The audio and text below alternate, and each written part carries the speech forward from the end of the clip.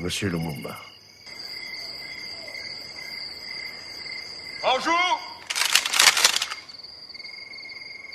Bonjour, je suis Trésor Mutombo de Opinion 243.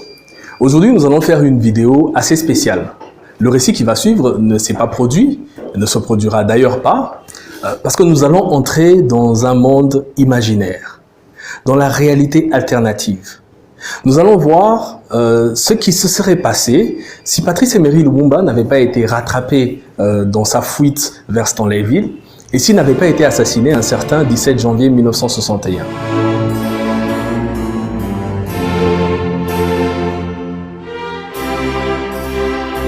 Alors pour cette vidéo, premièrement, je vais mettre mon chapeau et nous allons remonter jusqu'en novembre 1961. Nous allons considérer donc que Lumumba est toujours le personnage important de l'indépendance. Il a eu à être Premier ministre, il a eu des problèmes avec Kasavubu, a été mis en résidence surveillée et s'est enfoui une nuit pluvieuse et tente de rejoindre Stanleyville, l'actuel Kisangani. Et à Stanleyville, il y a ses plus fervents partisans. Et là, alors qu'il est poursuivi par l'armée de Mobutu, Patrice Emery Lumumba arrive à lui échapper et à atteindre Stanleyville. Alors ça va mettre dans une colère noire Joseph Kasavubu et aussi les Américains et les Belges. Pour eux, c'est Mobutu qui a laissé échapper son vieil ami Patrice Emery Lumumba. Mobutu va donc être démis de ses fonctions à la tête de l'armée et condamné pour haute trahison. À Stanleyville, son fief, Lumumba va continuer à se proclamer Premier ministre légitime. Il va demander aux parlementaires de nommer un nouveau président. Vu qu'il a la majorité au Parlement, finalement, le Parlement va siéger et nommer Antoine Gizenga, qui sera président cette fois-ci, pour garder un peu l'équilibre régional. Vous savez, Gizenga et Kasavubu, ils viennent de l'ouest du pays, donc on n'a pas de risque d'avoir un soulèvement à l'ouest. Et pendant ce temps, on observe une forte délégation russe qui arrive à Stanleyville avec des munitions, avec des armes, avec des tacticiens. Objectif pour Lumumba, c'est de regagner le plus tôt possible Léo, à l'époque Léopoldville. Justement, à Léopoldville, qu'est-ce qui se passerait? Mobutu, en prison. L'ANC, l'armée nationale congolaise, est divisée entre les généraux qui lui sont proches et ceux qui le considèrent comme un traître. Une grosse mutinerie va être lancée par les généraux fidèles à Mobutu.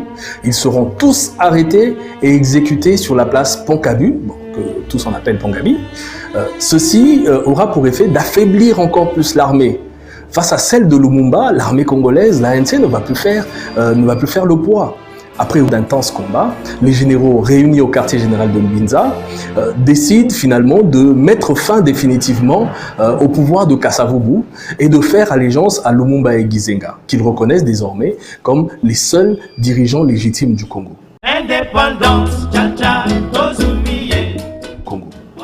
Le 27 août 1961, Lumumba est accueilli triomphalement à Léopoldville par une foule immense qui commençait à se lasser de la guerre. À son arrivée, il va gracier Joseph Mobutu, qui va se décider finalement de quitter définitivement la politique et l'armée pour se consacrer à sa carrière de journaliste et d'écrivain. Il écrira d'ailleurs des livres très célèbres, des livres à succès, sous son pseudonyme Joseph de Banzi. À Bruxelles et Washington, c'est le camouflet. Les plans initiés sont tombés à l'eau. Les Occidentaux n'ont plus qu'une seule solution: conforter le pouvoir de Moïse Tshombe, qui tient encore dans sa riche république du Katanga. Parce que, entre-temps, la sécession du sud Kasaï n'a pas fait long feu. Les frasques et la mégalomanie de celui qui s'était autoproclamé Mulokwe, Albert Kalonji, avaient fini par lasser tout le monde. Son armée n'a pas pu résister à la force de frappe de Lumumba et Gizenga. Finalement, il ne reste que le Katanga. Sous la pression des États-Unis, l'ONU va officiellement reconnaître l'État du Katanga, avec comme président Moïse Tshombe, avec sa monnaie le franc katangais et son armée, les gendarmes katangais, épaulés évidemment par quelques mercenaires tels que Bob Denard.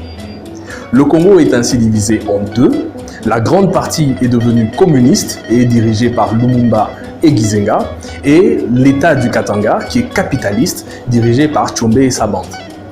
En 1963, avec l'aide de Léopoldville, Albert Massamba Deba évince Fulbert Yulu au Congo-Brazzaville. Les deux Congos devenant ainsi communistes, Lumumba et Massamba Deba vont coaliser leurs forces pour faire partir les Portugais de l'Angola. L'Angola prend ainsi son indépendance 10 ans plus tôt, c'est-à-dire en 1965, alors que bon, dans la vraie vie, ils ont quand même galéré, hein, 1975 quand même. Et là, ça commence un tout petit peu à devenir embêtant pour pas mal de monde, en commençant par lui-même, le bon vieux Moïse Tshombe. Sentant le danger se former autour de lui avec 3 pays communistes, la Tanzanie de Julius Nyerere, le Congo de Lumumba, l'Angola de Agostinho Neto, Moïse Tshombe va déployer une forte diplomatie à travers le monde occidental pour envahir le Congo et définitivement éliminer Lumumba. Tshombe explique aux Occidentaux qu'il faut nécessairement couper la tête pour que le serpent tombe. Et la tête du serpent, ce n'est rien d'autre que Patrice Emery Lumumba. Les Belges sont partants, mais les Américains, avec le président Johnson, ils sont un peu réticents. Il faut dire qu'avec ce qui s'est passé au Cuba avec la baie de Cochon, ils ne sont pas très chauds pour aller sur ce front. Une solution intermédiaire est trouvée. Alors, c'est quoi cette solution? À l'époque, il faut rappeler que l'Afrique du Sud est encore en plein apartheid. Les Afrikaners blancs qui dirigent le pays sont pro-Occident. C'est tout à fait naturellement qu'ils acceptent de participer à ce plan. À New York, au siège de l'ONU, il y a une fuite d'informations qui circule. On dit que finalement on va envahir le Congo, Et ça parvient aux oreilles de Dag Hammarskjöld, le secrétaire général de l'ONU à l'époque.